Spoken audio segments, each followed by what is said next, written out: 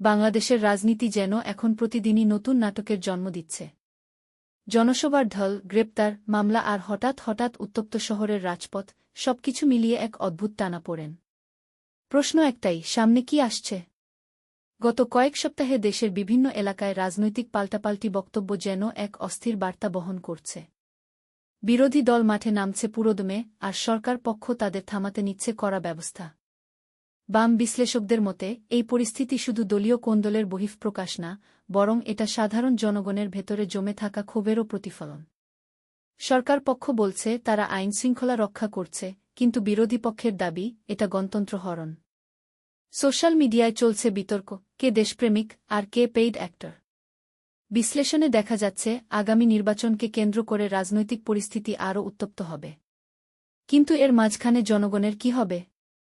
তাদের দাবি, দুঃখকষ্ট, মূল্যস্ফীতির বোঝা, এই কথাগুলো কি কেউ শুনছে? ভবিষ্যতের রাজনীতি কোনো পথে যাবে তা এখনই বলা কঠিন।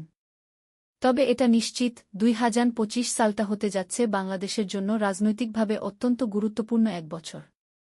আপনারা কি ভাবছেন? রাজনীতি কি সঠিক পথে এগোচ্ছে, নাকি আমরা অন্ধকারের দিকেই হাঁটছি? আপনার মতামত জানান কমেন্টে। সাবস্ক্রাইব করুন ইন্টারেস্ট পলিটিক্স, কারণ এখানেই আপনি পাবেন প্রতিদিনের রাজনীতির বিশ্লেষণ।